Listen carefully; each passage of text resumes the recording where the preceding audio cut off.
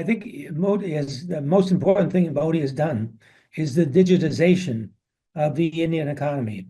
And that has, of course, led to great efficiencies.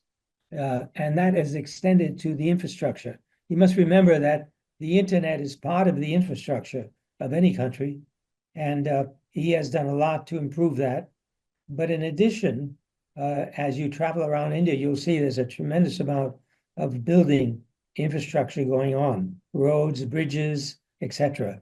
And I think that will probably be accelerated because the Indian budget will expand with greater incomes.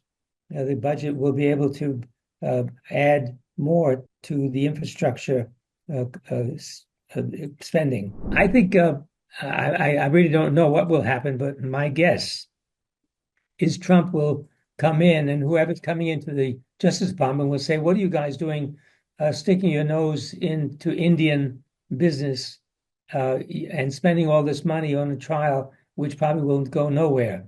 So there's a good chance that the Justice Department will move away from the Adani uh, the Adani trial, and I believe that uh, there'll be another implications where the Justice Department will be reorganized in America and will be doing less and less uh, involved in the overseas situation and more with the domestic situation. Yeah, I think that's part of it. I think a lot of people are now beginning to realize that with Trump coming in, this situation in the U.S. will probably go away. And the situation with the hedge funds going after Adani also seem to have fizzled out. So a lot of investors, I think, are beginning to look at this and say, well, Adani is under pressure, but at the end of the day, their business will continue to operate and probably will continue to do well. Well, a lot of this situation, particularly with the U.S. State Department and the Justice Department,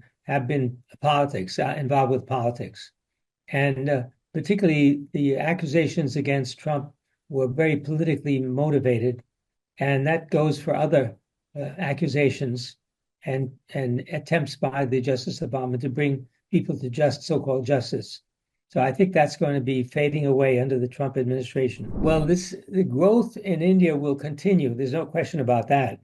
We're going to see an incredible uh, renaissance of India, and the impact of India globally will be greater and greater as we go forward, simply because with 1.2 billion people, with a huge consumer population, with a huge production capacity, India will make its mark globally and will equal and maybe even surpass China in the future.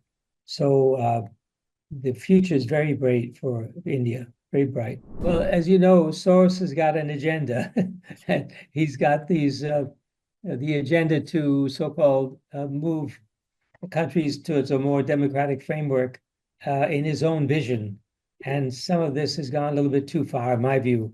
And I think, again, then he's not going to get the support of the global community if he continues on this path. Well, he was a guy who made a lot of money on currency trading, particularly with the U.S. With the pound, British pound, and he's using that money for his own political agenda.